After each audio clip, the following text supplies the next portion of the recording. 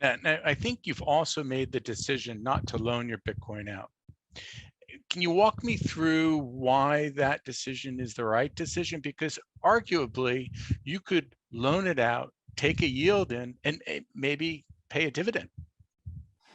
Okay, well, there's a couple of issues with it. First of all, as a publicly traded company, it takes the typical publicly traded company 3 to 6 months to get through the compliance and the regulatory and the accounting and the due diligence issues to just simply trust the counterparties to acquire and custody Bitcoin. Okay, so that's a big deal. And what do you get for that? Well, the last decade, you got 120% annualized return. In the last year, you got 250% annualized return. So I would say you get a pretty good return by going through the motions of acquiring and holding the Bitcoin. The offers with regard to yield are 4%, 5%, 8%. Okay, so you're talking about an order of magnitude less, and you're at least going to double the amount of effort. But you've got counterparty risk. So, you know, what if you loan out $1 billion of the Bitcoin and somebody loses it all, right?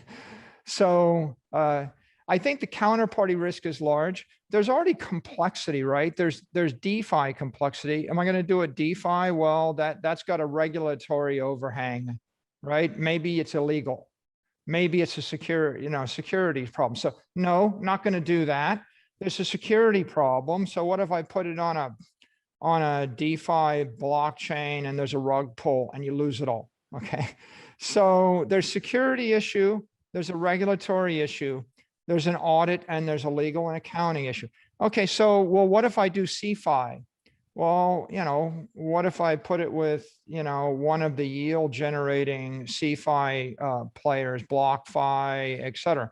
Well, there's regulatory overhang there too. There's a question of compliance. My auditors would have to get comfortable with their auditors, right? My lawyers have to get comfortable that I've gone through the due diligence. Okay, how does one go through the due diligence process of trusting a counterparty right now? I think the right way to think of it, Dan, is like, we're in year 1 or year 2 of commercial Bitcoin banking.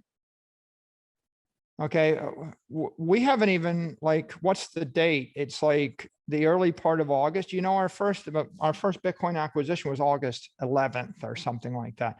So we're not even 1 year into it.